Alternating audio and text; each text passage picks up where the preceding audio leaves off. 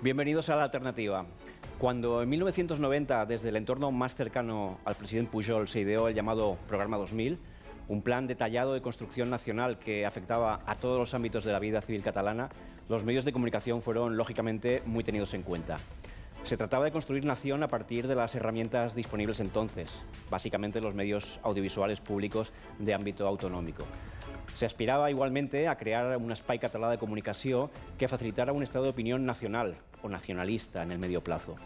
En ese diseño, por pura lógica, la idea de dar voz en pie de igualdad a una Cataluña no nacionalista no entraba en juego. ¿Cómo iba a entrar si se trataba de que con el tiempo el nacionalismo fuera hegemónico en Cataluña? Hoy, 30 años después de ese proyecto 2000, un proyecto exitoso en muchos de sus objetivos, hacen falta herramientas comunicativas para compensar ese desequilibrio a favor del nacionalismo y mostrar en toda su riqueza la variedad de puntos de vista que hoy existen dentro de lo que conocemos como la Cataluña constitucionalista. Y ahí es donde este programa, que escoge como nombre La Alternativa, va a intentar, con toda modestia pero con toda la ilusión, aportar su granito de arena. Así que en eso estaremos cada domingo a las 10 de la noche aquí en TVCAT. Se nos hace ya tarde y queremos empezar. Nos ponemos desde este mismo instante manos a la obra.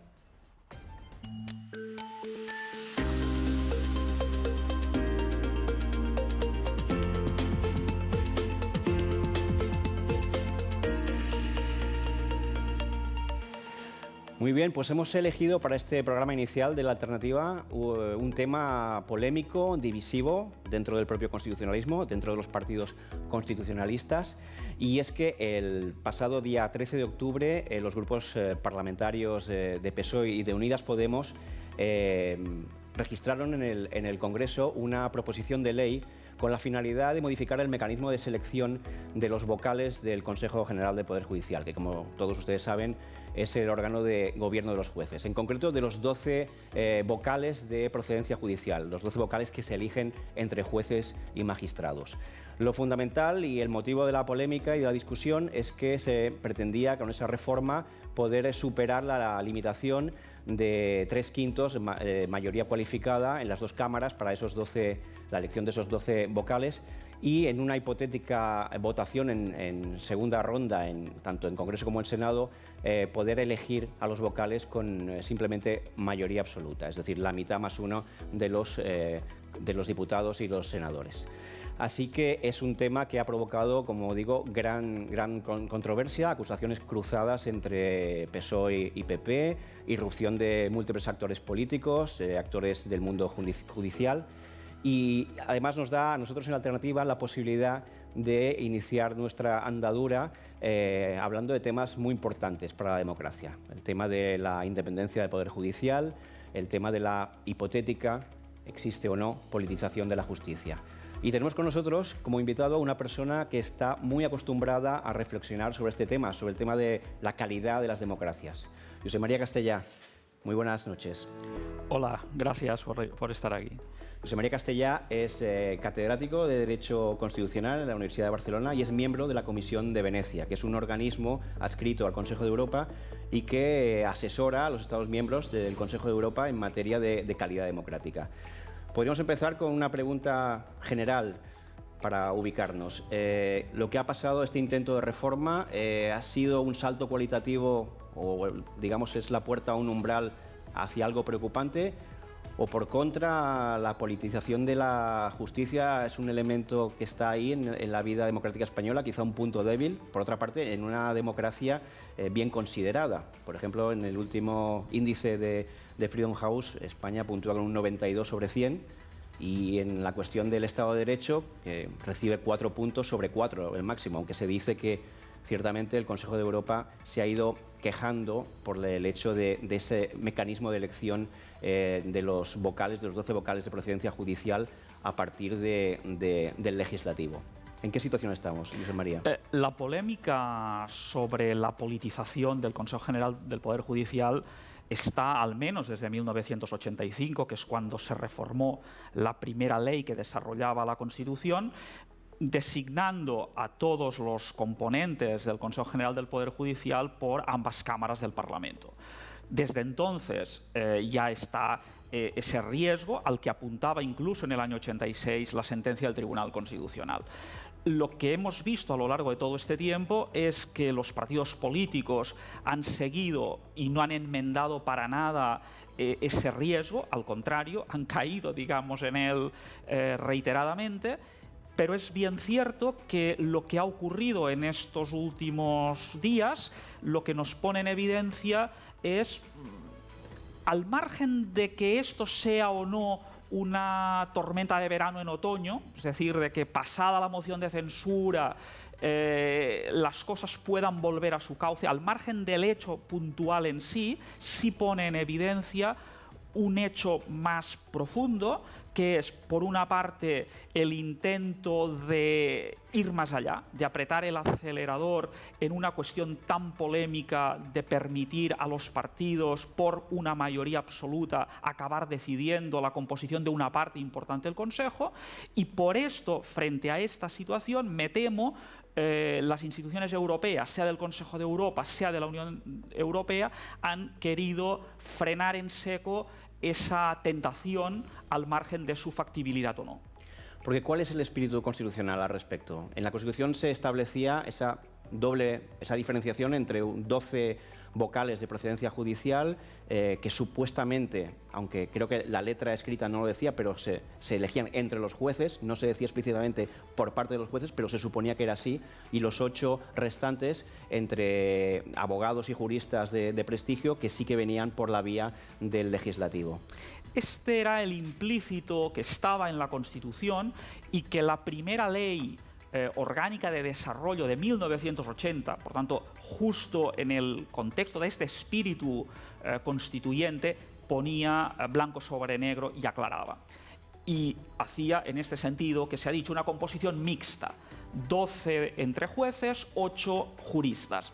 Esto tampoco era, digamos, una novedad, era exactamente lo que ocurría en las dos experiencias de gobierno del Poder Judicial más cercanas, incluso geográficamente a nosotros, la francesa, que venía de 1946, y la italiana, justo después de la Constitución del 48. Por tanto, este era el entorno. Y además, esto, digamos, tenía una finalidad que era evitar las dos posibles tentaciones o acusaciones. Por un lado, un órgano totalmente judicial sería acusado de corporativo, y por otro lado, un órgano enteramente de elección parlamentaria o político podría ser acusado de politización. Era un justo medio, un equilibrio entre ambas. Porque esa es la dialéctica, ¿verdad? Las dos caras de posibles disfunciones. Por un lado, politización, y por otro lado, corporativismo. Ese es el equilibrio tan delicado que se tiene que mantener. Y es al que tienden estas experiencias, he dicho las primeras, pero luego, después de España, muchos países del entorno europeo y latinoamericano han ido avanzando en ese equilibrio, que es, por otro lado, el equilibrio sobre el que ha señalado y ha puesto toda su atención el Consejo de Europa, sea a través del Comité de Ministros, de la Comisión de Venecia, del Greco o Grupo Anticorrupción. Todos ellos han insistido en este equilibrio para evitar estos males y justamente para conseguir el mejor gobierno del Poder Judicial. El Consejo General del Poder Judicial no es un tribunal de justicia. Por tanto, no está designando, no está influyendo en la actuación de los jueces. Cada juez es independiente, pero se trata de que su órgano de gobierno, la institución que vela por los nombramientos, por la disciplina y por una serie de funciones muy importantes de gobierno, no estrictamente judiciales, tenga todas las garantías como poder independiente del Estado que es. Solo si el poder es independiente, cada juez tendrá plenamente garantizada su independencia en el ejercicio de sus funciones. Como experto en cuestiones de calidad democrática, ¿cree que más allá de este hecho en concreto hay una especie de espíritu de época en un sentido que podríamos llamar iliberal, un sentido de, digamos, de relativización del Estado de Derecho, ejecutivos que tienden a querer hacerse muy fuertes, populismo en la forma de hacer política? ¿Forma parte este hecho concreto, como anécdota, de una corriente o un estado general que está, digamos, presente en la política occidental? Efectivamente, aunque venga de antes, llega en un momento en el que en otros lugares de nuestro entorno jurídico, cultural, se producen fenómenos similares, a veces más graves y, por tanto, preocupantes. Y yo creo que lo has dicho muy bien con el término populismo, que al final es ese contenedor que engloba una serie de disfuncionalidades institucionales por las que se eliminan los pesos y contrapesos de cualquier democracia constitucional o liberal, tendiendo a poner el foco en la fuerza sin límites de la mayoría parlamentaria encarnada en el gobierno. Por tanto, todo lo que sea un estorbo, sea político, de contrapoder, sea jurídico, de arbitraje frente a esta mayoría de turno, es visto con sospecha. Y así estamos viendo en este momento cómo en bastantes países de la Unión Europea, en unos se ha llegado más lejos, en otros menos, existen tentaciones, a veces encarnadas en gobiernos, a veces en partidos políticos, que van en esta dirección. Somos conscientes de la necesidad de esos pesos y contrapesos, pero parece que también hay un cierto recelo por parte de algunas personas y también de algunas tradiciones políticas, incluso me atrevería a decir, sobre la figura del juez en concreto. ¿Por qué puede ser eso? Tampoco esto es nuevo. Ya en la misma Revolución Francesa había esto, la acusación de que los jueces eran conservadores. Lo que pasa es que, más allá de una coyuntura de un momento determinado, de una época de transición en la que se pueda justificar esto, al final es el mismo argumento en sentido contrario que utilizan los gobiernos de Polonia y de Hungría para decir que los jueces vienen de la burocracia comunista, por tanto siempre está latente esta acusación.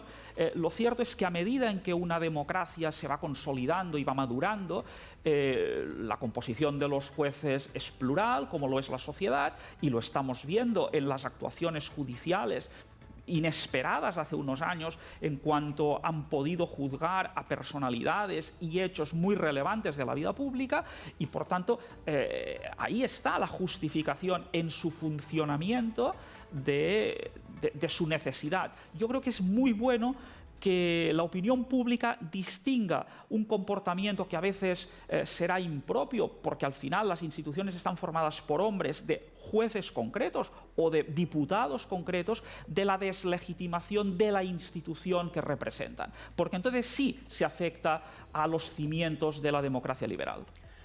¿Y cómo solucionan el resto de democracias liberales de nuestro entorno el problema de la elección de los órganos de gobierno de los jueces? ¿Sistemas mixtos en general son lo preferido?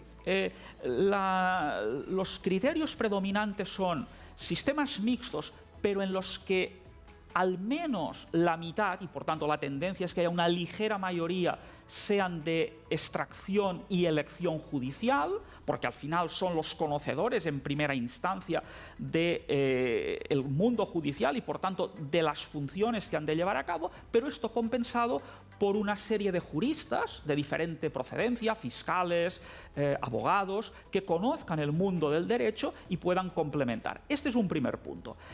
Segundo, cuando se trata de la parte parlamentaria, aquellos que se eligen por las cámaras, la exigencia de mayorías cualificadas, que ningún partido pueda imponer, utilizando la mayoría de turno, a sus candidatos y, por tanto, hacer que sea una correa de transmisión del legislativo y del ejecutivo en el judicial. Y tercero, para evitar que la oposición pudiera en un momento determinado bloquear esta composición plural, se crean mecanismos de antibloqueo. Y los mecanismos de antibloqueo no consisten tanto en bajar las mayorías. Cuando se bajan es porque la inicial era de 2/3 y luego se baja a 3/5, por tanto es el caso, digamos, el punto de partida de España, sino de buscar que otros actores de la sociedad civil, de los colegios de abogados, puedan hacer sus propuestas y puedan, por tanto, neutralizar esa presión política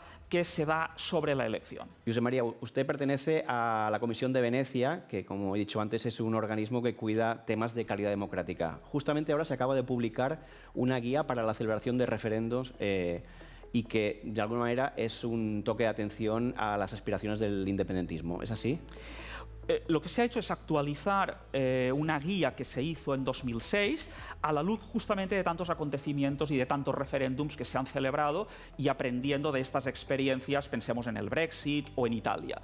Y lo que hace ahora es afirmar en primer lugar que los referéndums tienen lugar en el contexto de democracias representativas, no son alternativas al Parlamento y a los gobiernos y a sus pesos y contrapesos. Segundo, que hay que evitar la influencia de los gobiernos sobre los referéndums. Y tercero, que los referéndums funcionan allí donde lo prevé la Constitución. Por tanto, es una decisión de cada Constitución el elegir o no celebrar referéndums. Si se hace, entonces deben cumplir con el ordenamiento jurídico, deben someterse a las garantías de un órgano imparcial, de una comisión de supervisión, y se dice expresamente que a la regla general de que los referéndums no han de tener un quórum de votos, basta la mayoría, existen referéndums muy especiales, constitucionales, y ahí se está pensando efectivamente en uno como el de secesión, donde ahí sí, si se celebran,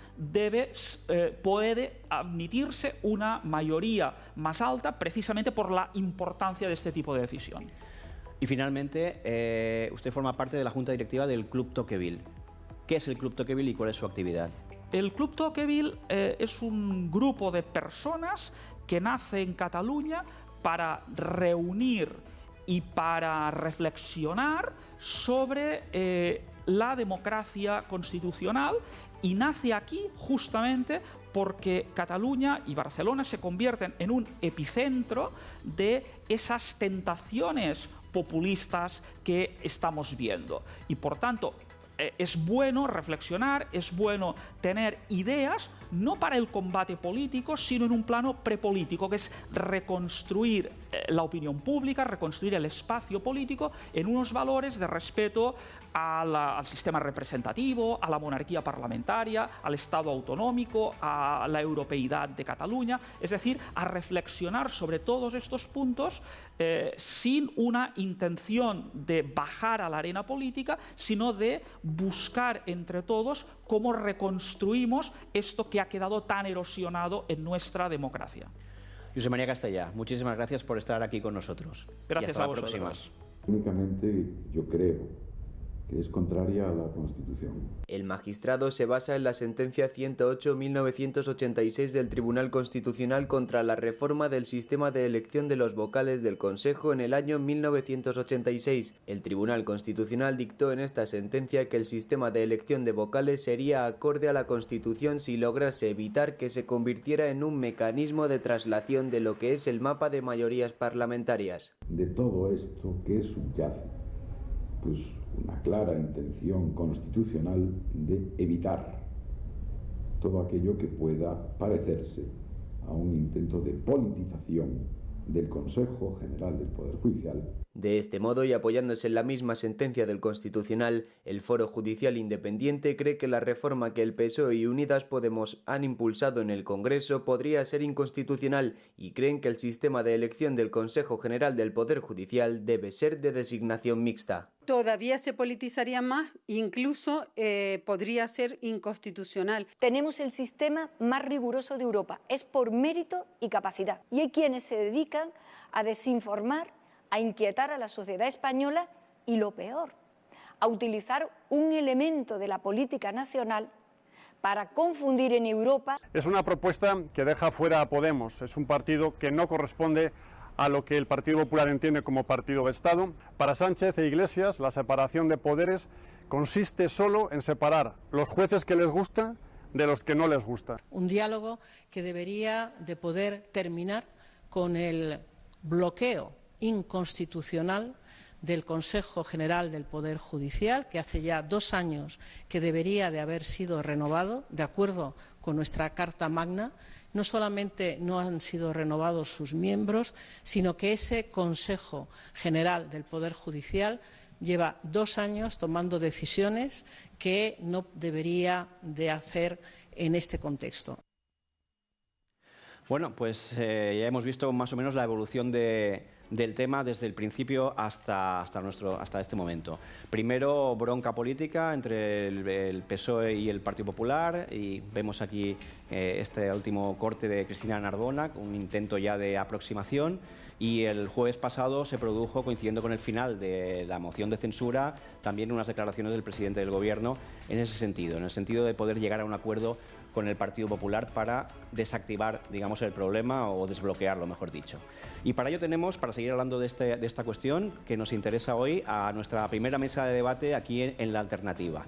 Tenemos con nosotros a Montserrat Nebrera. ¿Qué tal? Buenas noches, ¿cómo estás? Buenas noches. Montserrat Nebrera es catedrática, ¿verdad?, de Derecho Constitucional, exacto, y política también.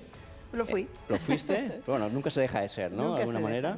Nunca se deja, es verdad. Tenemos también a Manuel Leiriz, que es juez, es directivo de una de las asociaciones más importantes de la Judicatura, la Asociación Profesional de Magistrados, ¿verdad? De la Asociación Profesional de la Magistratura. De la Magistratura. Sí. Y tenemos a Sonia Reina, que es jurista y que es miembro de la Junta de Sociedad Civil Catalana. Buenas noches. Buenas noches, Sonia. Pues bueno, yo os quiero pedir primero un aterrizaje según vuestra perspectiva de este tema. ¿Qué evaluación hacéis del problema y en qué situación creéis que está? Una primera aproximación general. Empezamos con Montserrat, por ejemplo. Sí, tenemos desde siempre una polémica respecto de quién debe elegir al órgano que gobierna a los jueces y es sabido que en derecho comparado hay todo tipo de posibilidades. La nuestra es una de ellas que deja una parte abierta y sobre esa parte abierta ahora tenemos una polémica muy encendida porque los consensos necesarios para llevar a cabo la elección pues no se producen. Yo creo que la solución, evidentemente, no ha sido nunca el cambiar las leyes para acotar las mayorías, hacerlas más pequeñas. Tampoco creo, de todas maneras, que sea factible que el órgano de gobierno de los jueces se gobierne él solo a sí mismo y que, por tanto, decida todo la propia magistratura, por una razón esencial, y es que es el único poder en una separación de poderes, tal y como la planteamos en el Estado de Derecho, que tiene la posibilidad luego de pronunciarse a través de las sentencias y, por tanto, sería... Aquellos que critican el activismo político, que no soy yo, dirían que no tendrían ningún tipo de, control, ¿no?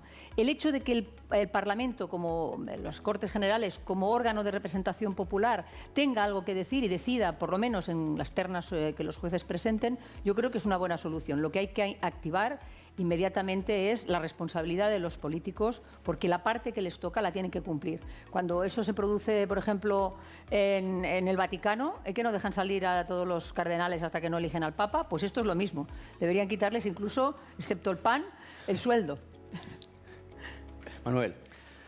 Bueno, la posición que mantiene la Judicatura en relación con esta cuestión es una posición que yo creo que es hasta cierto punto bastante unánime o próxima a la unanimidad. Desde luego lo es entre tres de las asociaciones judiciales, entre ellas la asociación a la que yo represento en este momento, que es la asociación mayoritaria de los jueces y magistrados, en el sentido de decir que el espíritu que late en la Constitución española de 1978 es, más concretamente su artículo 122 tercero, es el de entregar a los jueces y magistrados no solamente la representatividad de que una parte de los vocales del Consejo sean jueces, sino también de la capacidad de elegirlo. El Tribunal Constitucional tuvo ocasión de pronunciarse respecto de esta cuestión en su famosa sentencia de 1986 respecto a la reforma de la Ley Orgánica del Poder Judicial del 85 y no dijo que el sistema que se instauró entonces fuera inconstitucional, sino que dijo que el sistema que se instauró entonces era un sistema que, en todo caso, podía facilitar que algo que en definitiva se ha producido se produjera, es decir, trasladar las tensiones parlamentarias al seno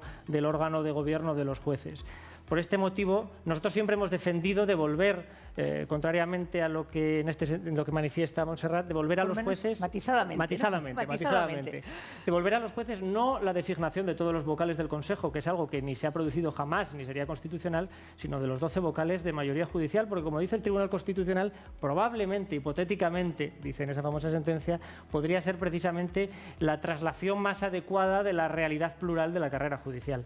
Nosotros estamos a favor de eso. Desde luego, estamos a favor de eso y que ahora nos veamos en la tesitura de tener casi que conformarnos con quedarnos en la situación en la que estábamos, que siempre hemos considerado nefasta, porque se pretendan reducir las mayorías necesarias para renovar el Consejo General del Poder Judicial, y nuevamente, volviendo a la sentencia del Tribunal Constitucional, esa mayoría era precisamente una garantía del pluralismo en la renovación de los vocales de procedencia judicial. Bien, que nos veamos en esta tesitura, creo que es...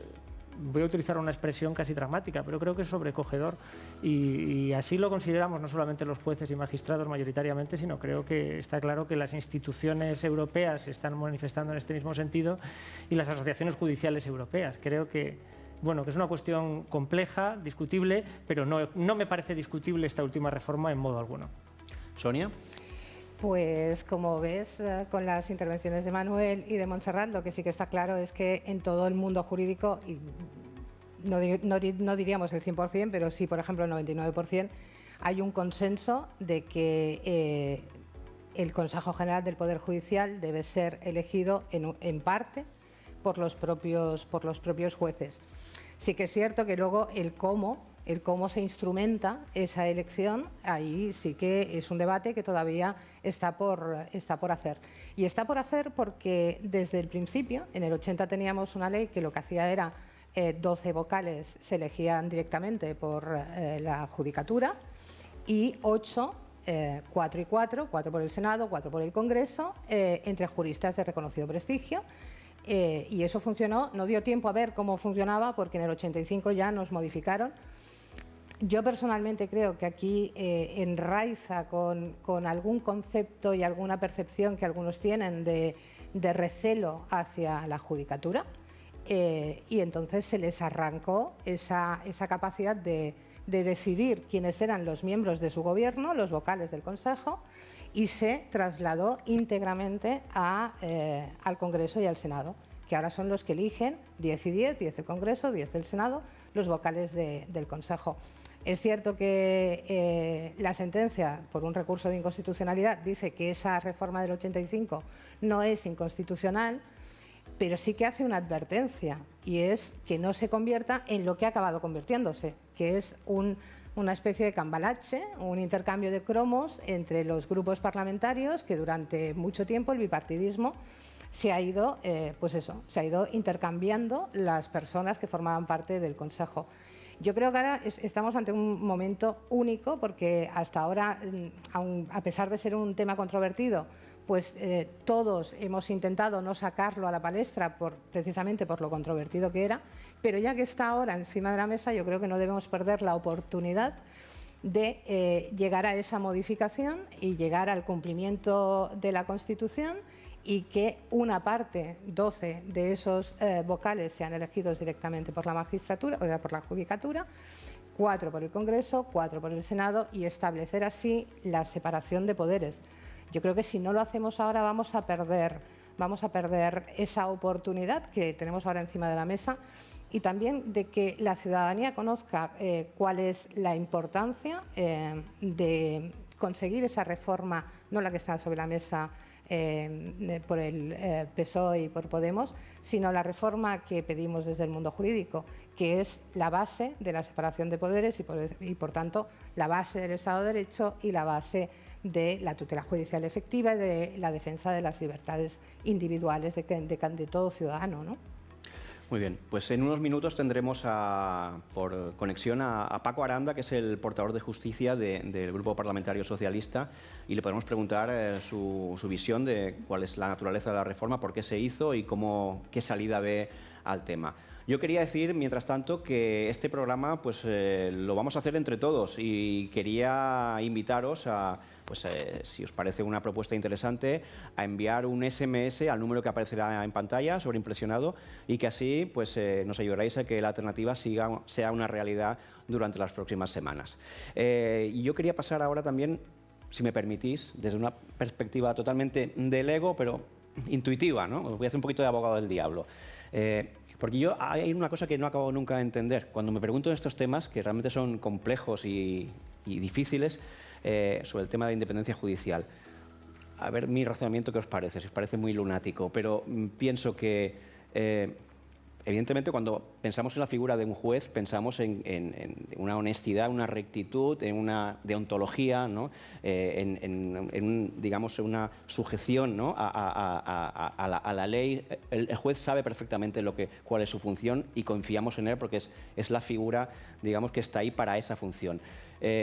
Sin embargo, me da la sensación que cuando hablamos de la politización y hablamos de, digamos, la elección por parte del legislativo, cuando se manifiesta esos miedos, ¿no? a esa politización, de repente parece como si tuviéramos que concebir la figura del juez como una figura voluble, fácilmente. Es como si de repente entrara en sospecha y ¿tiene eso? ¿Ahí hay algún punto débil a la hora de interpretar eso? A mí me da la sensación de que pierdes todos sus atributos el juez a la hora, digamos, por el mero hecho de que la elección venga desde las cámaras. Ya digo que hago un poquito de abogado del diablo, pero me da la sensación de que hay como dos modelos de juez ahí, ¿no? En mente, el que consideramos como independiente y al que consideramos luego como frágil, vulnerable.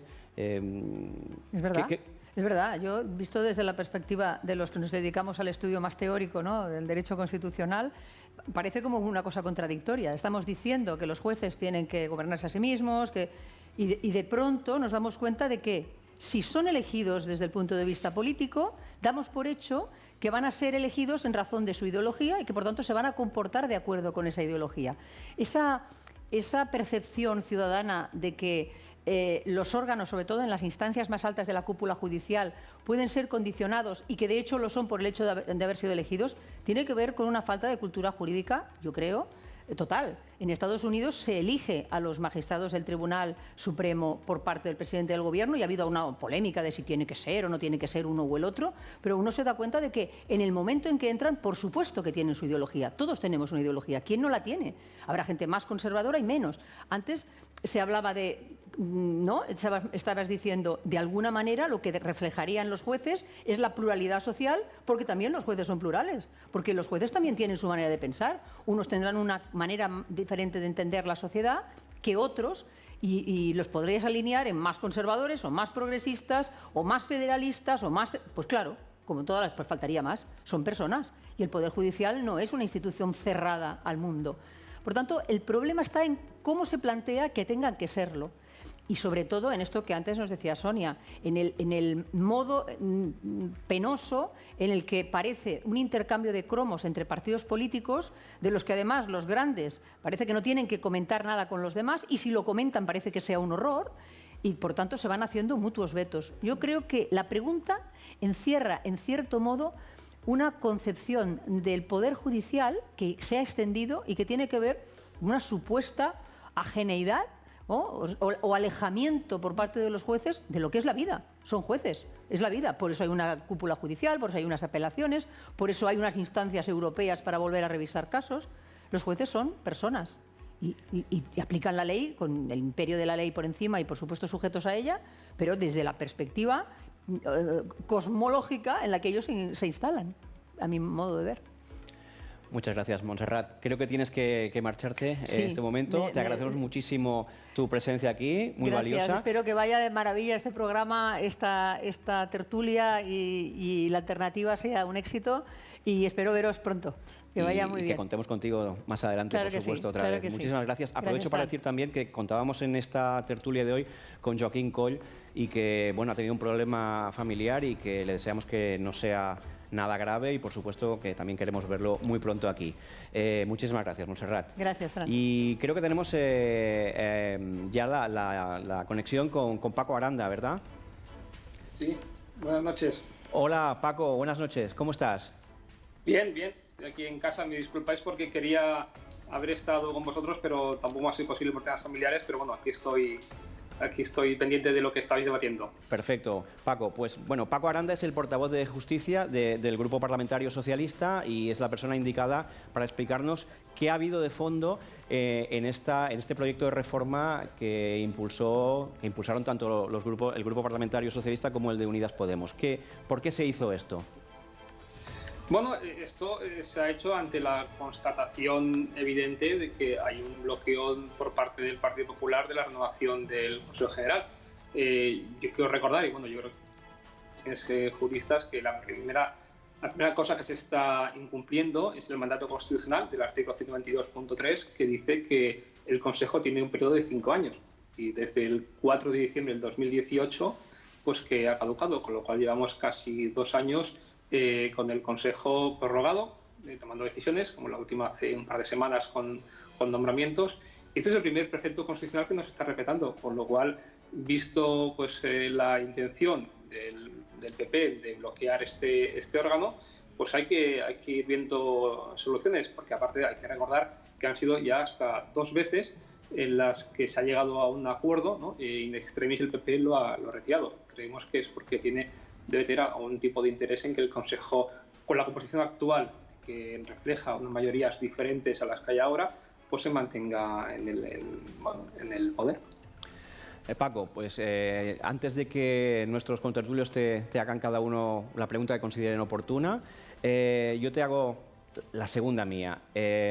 ¿Cómo crees que se va a desbloquearse este problema? Había, por ejemplo, una propuesta del Partido Popular que podíamos llamar mixta, no sé cómo llamarlo, pero que consistía en pedir a los propios jueces que elaboraran una lista amplia y que a partir de ella decidiera el legislativo. ¿Crees que eso puede ser una solución? Mira, la solución vendrá cuando el PP, que tiene la pelota en su tejado, pues se avenga a respetar la Constitución. En este sentido, ayer el presidente, el jueves, perdón. O sea, ya no sé casi ni en qué día vivo. El jueves el presidente, en el último turno de réplica del debate de moción de censura, pues abrió la mano al PP otra vez para poder paralizar esta propuesta de reforma y ver si podemos llegar a un tipo de acuerdo. La reforma no se ha retirado, lo que sí que se ha paralizado para ver si por tercera vez el PP puede avenirse a lograr un consenso alrededor de lo que estamos proponiendo, que yo creo que es la oportunidad para ver si es verdad que el PP pues pasa de las palabras a la acción. Te traslado una última pregunta, yo mismo, que un poquito he querido introducir antes en la mesa. La idea está más de fondo, ¿no? Casi de principio, o más de, si quieres, de filosofía política, ¿no? El hecho de la elección por el legislativo, ¿crees que coloca automáticamente o necesariamente a los jueces en una situación de vulnerabilidad? No, mira, yo quiero decir una cosa sobre todo. O sea, el legislativo está en la soberanía popular, reside en las Cortes Generales, que no es una cosa ajena.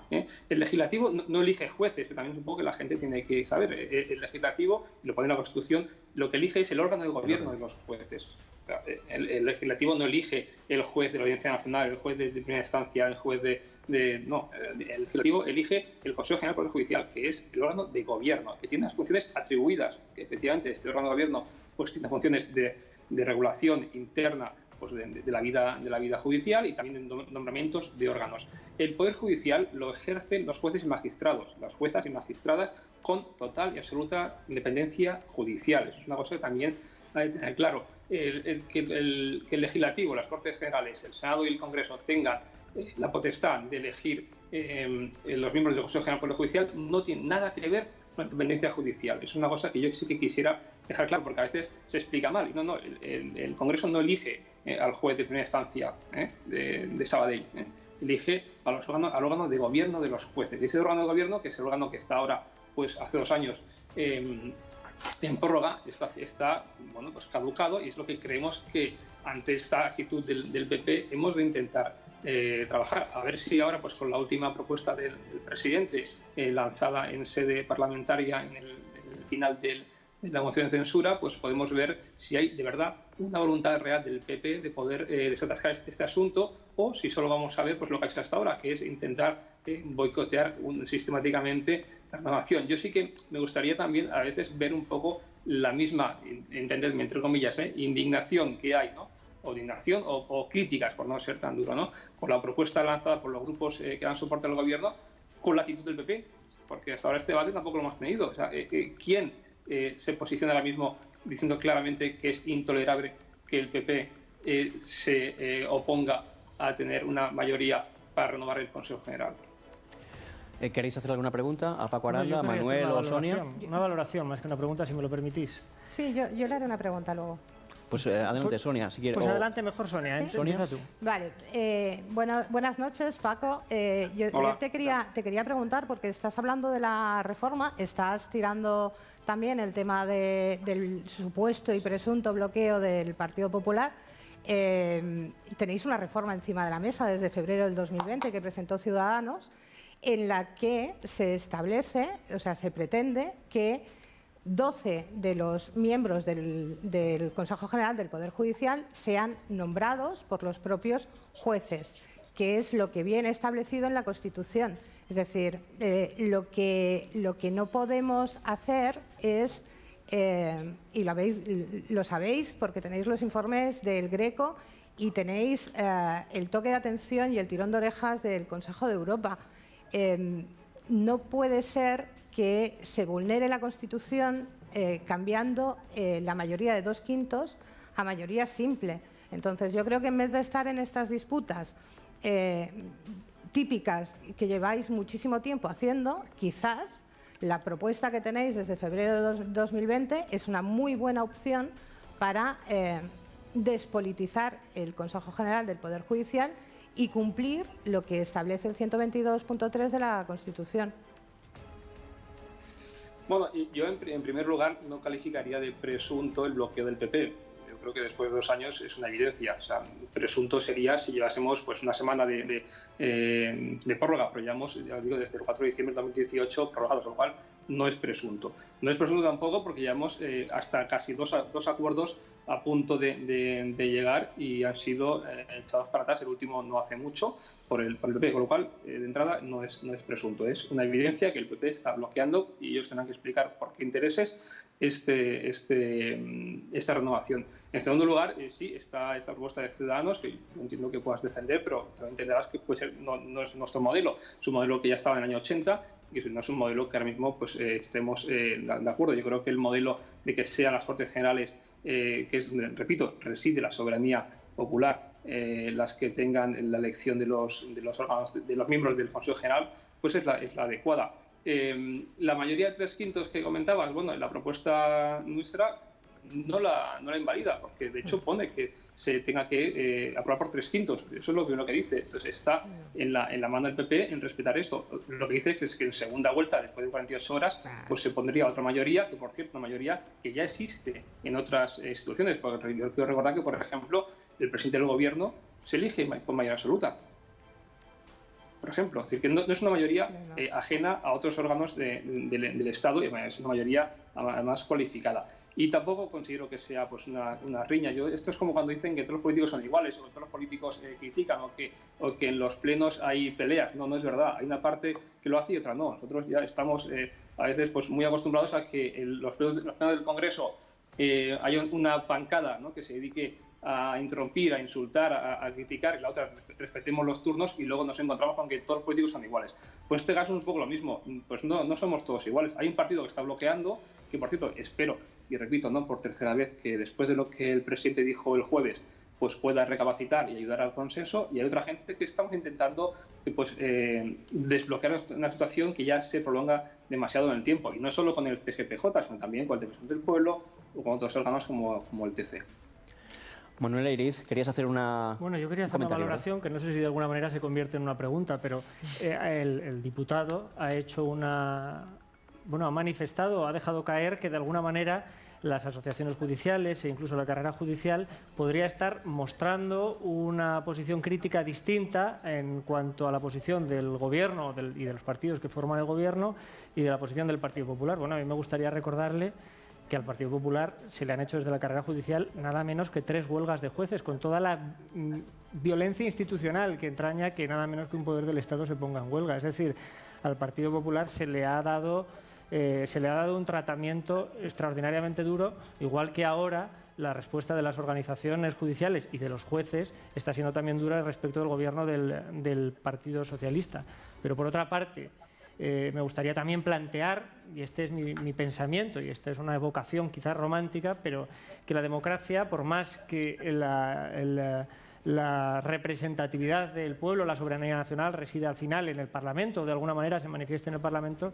La democracia es mucho más que un Parlamento. La democracia son una serie de principios y valores comunes y compartidos, y la democracia es un complejo institucional. Un complejo institucional que permanece cuando las personas que estamos hoy en uno o en otro sitio nos marchamos, y que por esa misma razón quizás el decir que por un bloqueo político que a lo mejor resulta que a nosotros no nos gusta nada, decir que por un bloqueo político cambiamos las reglas para la designación nada más y nada menos que de un órgano constitucional, con lo que esto implica en cuanto al atentado contra la apariencia de independencia de los jueces y magistrados, porque después, Fran, me gustaría retomar la pregunta que hiciste antes y que solamente ha podido contestar Montserrat, con lo que esto implica respecto de la apariencia de imparcialidad de los jueces y magistrados, repito, bueno, creo que es algo mucho más duro. Ni siquiera es lo del defensor del pueblo, porque es que resulta que además la ley orgánica que regula el defensor del pueblo prevé que a los 5 años el defensor del pueblo, si no se le renueva, cesa. Pero por alguna razón el legislador no consideró adecuado que los vocales del Consejo General del Poder Judicial cesaran automáticamente. Bien. A mí, ¿sabes qué me parece que sería adecuado? Pues que los vocales del Consejo General del Poder Judicial los eligiéramos los jueces. ¿Y sabes por qué?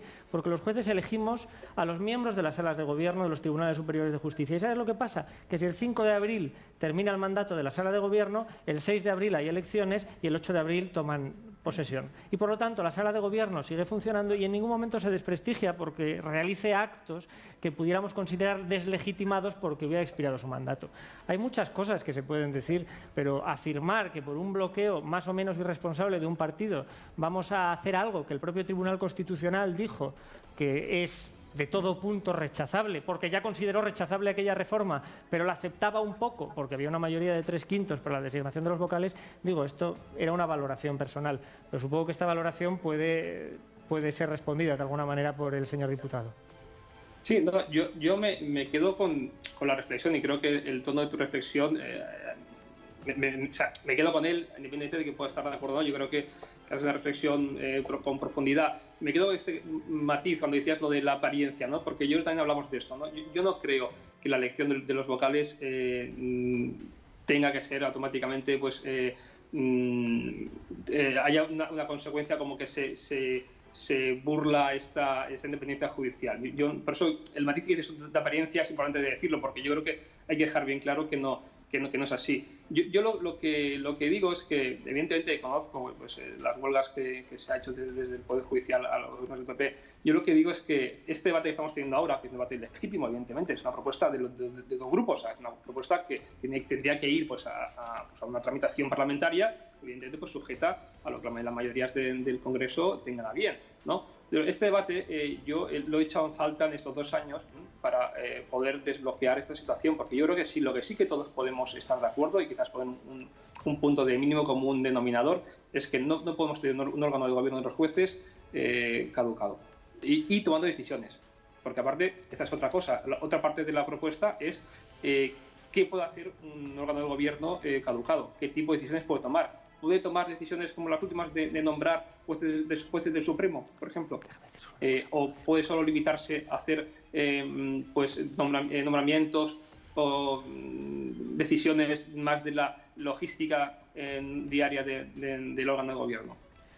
Pues antes de despedir a Paco Aranda, Manuel quiere hacer un pequeño matiz. Solo y desde el más absoluto respeto a la diferencia que nos sitúa a los jueces respecto de los políticos, porque yo creo que el principio de separación de poderes es elemento esencial para que un sistema democrático se desarrolle con normalidad, pero se dará cuenta que usted, a lo largo de su primera intervención, hizo una manifestación de la que cada cual puede pensar lo que quiera, pero que está claro que da una idea de cuál es la razón de esta reforma. Y caramba, creo que es una reflexión que es muy compartida en ámbitos políticos, sobre todo en el ámbito del gobierno, pero que al final también ataca la independencia del Consejo General del Poder Judicial. Dijo usted, un consejo caducado ha hecho nombramientos, como dando la sensación de que esos nombramientos pudieran tener una gran trascendencia política y que fuera importante llevar a cabo una reforma precisamente para evitar algo así. Esto sí que es una manifestación que querría hacer porque yo creo que pone de manifiesto hasta cierto punto que sí que hay un interés político por encima del interés institucional que se quiere manifestar cuando se habla de ese fin elevado que es evitar la paralización de la renovación del Consejo. Paco, ¿algún matiz final? No, bueno, yo esto lo decía en el sentido de constatar que hay un órgano de gobierno, pues un mandato desde el 2018 que tenía que haber caducado y que, digamos, continúa con su gestión. Simplemente quería trasladar esto, que yo creo que, no sé si es una anomalía, pero yo creo que cualquier órgano de gobierno de cualquier empresa, de cualquier institución que esté caducado, pues yo creo que pues, no sé si la continuidad más allá pues, de la gestión diaria o logística pudiese ser muy bien entendida. En todo caso, evidentemente, como comentaba el juez, yo como diputado respeto absoluto por la independencia judicial, la separación de poderes, faltaría más. Yo creo, y además me quedo también con lo que decías en la anterior intervención, lo de la democracia, ¿no? Que la democracia es algo más, es un conjunto de cosas. Yo creo que cada uno también tiene que hacer su tarea. Yo la tarea de los jueces, evidentemente, es básica para este país. También lo es la tarea de los diputados y del legislador y de asumir nuestras responsabilidades como las que tenemos. Yo creo que una responsabilidad nuestra es asumir los retos que nos da y sobre todo cumplir el mandato constitucional que yo creo, y es mi opinión humildemente, que ahora mismo no se está respetando. Pues despedimos ya a Paco Aranda, portavoz de Justicia del Grupo Parlamentario Socialista. Muchísimas gracias por atender esta llamada de La Alternativa y hasta la próxima. Muchas gracias, buenas noches. Buenas felicidades noches por el programa y espero que os vaya bien. Nosotros también lo esperamos. Por eso decimos que si enviáis un SMS al número que aparecerá en pantalla, pues ayudaréis a que este programa pues siga emitiéndose. Y Manuel Ayriz quería retomar una cosa que, ¿verdad? Un tema anterior. No, pero muy brevemente, porque creo que es el que más me atañe de una forma personal, porque yo soy juez, yo no soy vocal del Consejo ni aspiro a serlo. Es decir, yo soy juez que mañana me iré a mi juzgado y me iré a poner sentencias o me iré a instruir causas, pues tiene un juzgado mixto en lo que nosotros llamamos una trinchera. Y ahí no se me ocurre, ni siquiera a través de una abstracción mental, de qué manera podría un juez ser objeto de un atentado contra su independencia y más aún de un atentado producto de una injerencia política. Es absolutamente imposible y por eso sí que queremos reivindicar la condición absolutamente independiente de los jueces desde el punto de vista político, porque es que incluso aunque un juez fuera un impresentable que llevara a cabo labores de orden jurisdiccional inspirado por motivos políticos, por encima de él habría otro juez que tendría la capacidad de recurrir o de resolver los recursos frente a sus resoluciones. Nosotros solamente estamos invocando, en definitiva, el derecho a que la institución de la Administración de Justicia no se desprestigie por el atentado contra la apariencia de independencia, que es la forma en la que se reforma o se renueva, el Consejo General del Poder Judicial. Pero perdona porque no quiero ya seguir, o sea, quiero decir, Sonia también, no sé si quiere decir algo al respecto. Sí. Ah, perdón. Sonia. A ver, sobre el tema de los jueces y de la independencia judicial, yo creo que se está haciendo un ataque durante todo este tiempo y así nos lo viene diciendo el informe Greco, que estos días estamos hablando mucho y sale mucho el tema del Greco, pero es el grupo de estados contra la corrupción que envía recomendaciones a los estados precisamente para que, pues para paliar todas esas deficiencias que pueden llevar a situaciones de corrupción. Corrupción en un sentido amplio de la palabra. Desde España, desde el Gobierno de España, y no desde este, sino desde los anteriores, porque estos informes han venido no solamente estando en el Gobierno el Partido Socialista, ahora con Podemos, sino que han venido también cuando estaba el PP, que se han ido alternando en el poder, y que el informe Greco ya en el último manifiesta que su enfado porque España no hace caso de las recomendaciones respecto del Gobierno de los jueces, que es el Consejo General del Poder Judicial. Y además lo dice no solamente porque, o sea, deja claro que evidentemente los jueces son independientes, pero que tienen que parecerlo también. Y en España durante muchísimo tiempo, y más en esta última época, hemos sufrido en justicia un desprestigio desde los gobiernos y, por ejemplo, aquí en Cataluña, desde la Generalitat de Cataluña, atacando y señalando a jueces de forma continua, desprestigiando las instituciones, y yo creo que esto, una forma de paliarlo era precisamente, pues eso, acoger el toro por los cuernos y reformar lo que es el Consejo General del Poder, la selección de los jueces y hacer caso a las recomendaciones europeas que nos marcan la pauta para hacer mucho más efectiva la separación de poderes. Muy bien, pues aquí vamos a dejarlo. Un tema fascinante que creo que ha estado muy tratado desde muchos ángulos diversos. Muchas gracias, Sonia Reina y Manuel Leiriz. Ha sido un placer teneros aquí. Esperamos teneros en más ocasiones. Cuando queráis. Y vamos a pasar a nuestra pequeña sección de cierre, que es lo que llamamos píldora económica, a cargo del profesor Ferran Brunet, que nos dará cada semana una visión de algún elemento de la economía en Cataluña. Será para ya ir acabando el programa.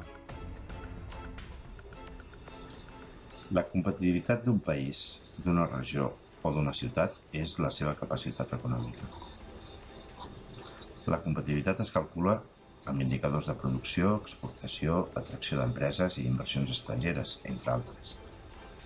Doncs bé, segons dades de la Comissió Europea, la competitivitat de Catalunya entre les 281 regions europees ha passat de la posició 103 al 2010 a la posició 161 al 2019.